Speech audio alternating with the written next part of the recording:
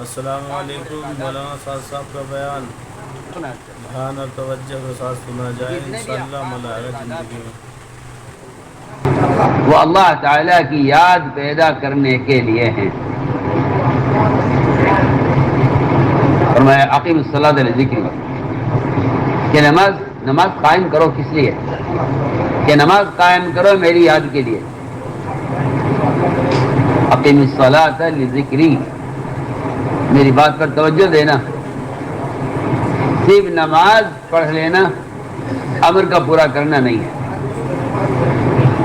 بلکہ یہ نماز تمہیں اطاعت پر کتنا لا رہی ہے۔ اقیم الصلاۃ لذکری، نماز قائم کرو میری یاد کے لیے۔ نماز قائم کرو مجھے یاد کرنے کے لیے نہیں ہے، نماز قائم کرو مجھے یاد رکھنے کے لیے۔ میں جو کہنا چاہتا ہوں اس کو ذرا غور سے سننا، کہ معمول کی نماز چل رہی ہے، ہم یاد کرنا چاہتے ہیں کہ نہیں، اس نماز سے آپ کے اندر اطاعت کی استعداد کتنی پیدا ہوئی ہے۔ اگر ہم اچانک آپ کے نماز پڑھتے پڑھتے یہ سارے اعمال کرتے کرتے اچانک ہم کوئی نیا حکم لے آئیں، ہم اچانک، میری بات توجہ سے، نیا حکم لے آئے ہم اچانک، ہم یہ دیکھنا چاہتے ہیں کہ وہ نیا حکم آپ پورا کرتے ہیں یا نہیں کرتے۔ نیا حکم پورا کرتے ہیں؟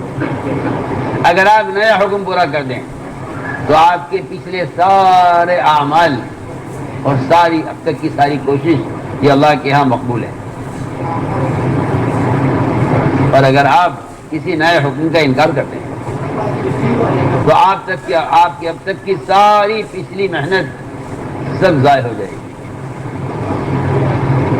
میری بات کی طرف بہت توجہ دینا، اس لیے میں کہا کرتا ہوں کہ معمولات کا پورا ہو جانا یہ ترقی نہیں ہے۔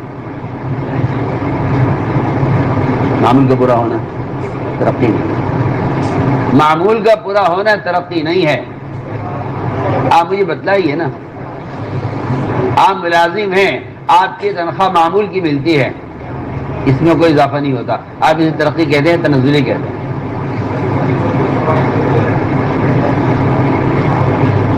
آپ کی تجارت ہے، آپ کی آمدنی متعین ہے، اس سے آگے بڑھتی نہیں ہے۔ آپ بتائیے اس کو نفع کہیں گے، نقصان کہیں گے، یا ترقی کہیں گے، یا گراوٹ کہیں گے؟ بتائیے کیا کہیں گے؟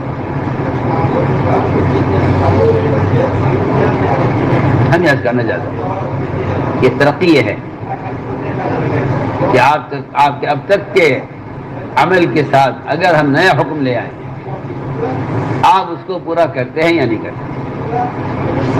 اگر آپ اسے پورا کر دیں تو آپ کو ترقی ہو جائے گی۔ میں اس کی مثال عرض کرتا ہوں۔ پہلا امتحان فرشتوں کا ہے، پہلا امتحان فرشتوں کا ہے۔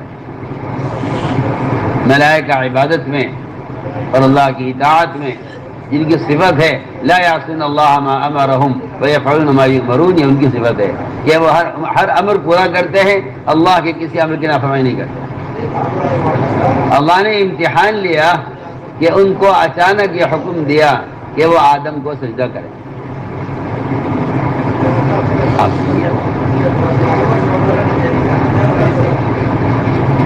آدم کو سجدہ کریں، ہمارا حکم ہے، اور یہ حکم ہم اس لیے لائے ہیں تاکہ ہم دیکھیں کہ اب تک کی عبادت سے تمہارے اندر تواضع پیدا ہوئی یا کبر پیدا ہوا۔ کہ میں بالکل اپنی ذات کو متہم کر کے عرض کر رہا ہوں۔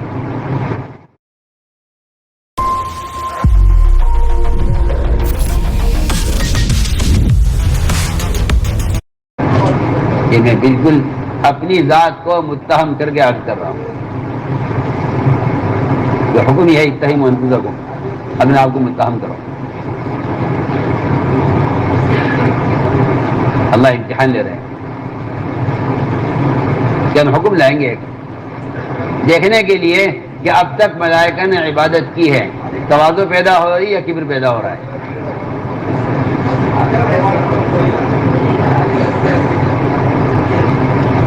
اللہ تعالیٰ کی تقسیم سے اتفاق کرتے ہیں یا حسد کر کے اس کی تقسیم سے اختلاف کرتے ہیں؟ ہم عرض کریں گے حکم اچانک آیا کہ سجدہ کرو آدم، سب نے حکم پورا کر دیا، اللہ کا امر ہے اور یہ حال کا امر ہے، اس پہ یہ نہیں سوچا جائے گا کہ یہ کون ہے، میں کون ہوں، میری کیا حیثیت ہے، ان کی کیا حیثیت ہے، یہ نہیں۔ چنانچہ سب نے سجدہ کیا سوائے ابلیس کے، سوائے ابلیس کے سب نے سجدہ کیا۔ اس نے یہ کہا کہ میں ان سے بہتر ہوں، انا خیر ہوں۔ حضرت صاحب حماد رحمۃ اللہ علیہ کہ اس کو اس کی استعداد نے اور اس کے علم نے اور اس کے عمل نے اس کے اندر یہ بڑائی پیدا کی ہے کہ میں ان سے بہتر ہوں، یہ حکم میرے لیے مناسب نہیں ہے۔